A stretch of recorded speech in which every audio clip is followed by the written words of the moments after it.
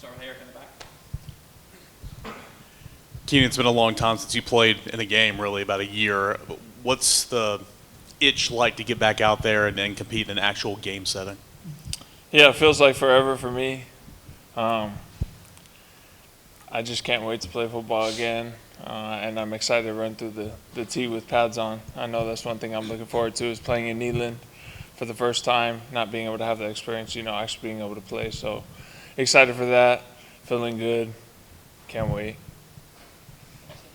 Keenan, you talked about with us on Vol Club Confidential earlier in the year about just how hard it is to just kind of say, whoa, you're a sick 'em kind of guy.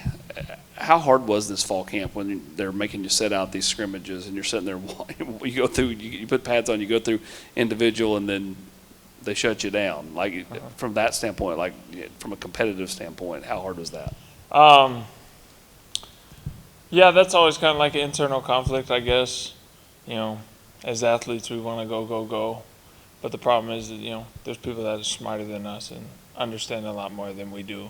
And I think sometimes there's that balance that has to be kind of followed. So, yeah, it can be difficult. But, man, I'm happy to be healthy and get all the work done in this fall camp and be able to see it on the field coming up Saturday.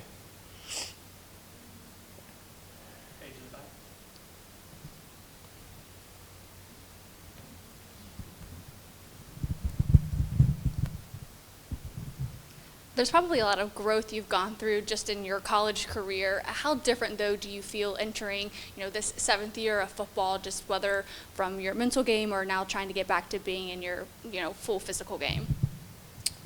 Ready. Coach Nins talks about it all the time in our linebacker room, being the most prepared players on the field, and I feel like that's something I really dove into, especially with my brothers in the room and on defense.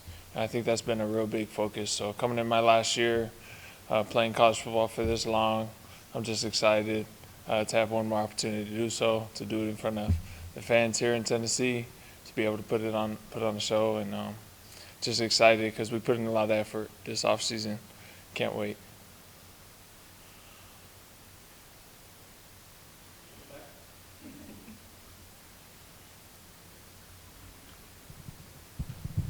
What's the biggest area of growth that you've seen from Jeremiah T-Lander?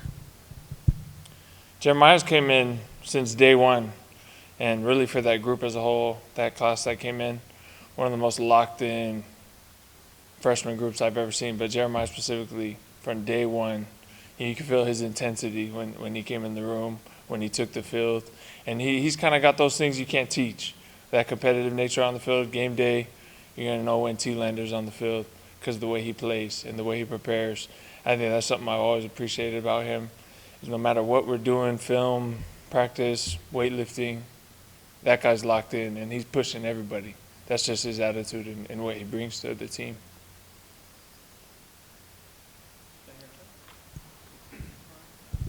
Just on a similar note, what have you seen from Arian Carter this offseason?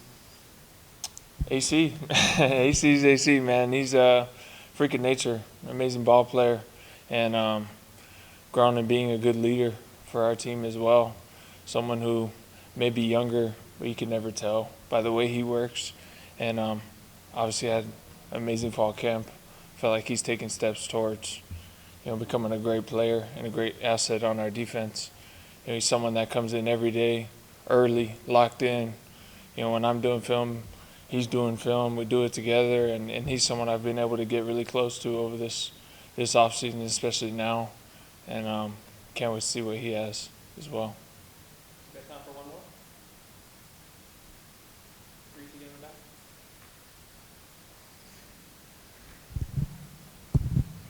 Did you get your beats, and how do you like them? Those are legit. Yeah, man, those are nice. I've never seen something like that. It's like you get beats every year now, so it's cool. Yeah, it's cool, man. It's nice and Nico. And to be like actual Tennessee on it, that's pretty cool.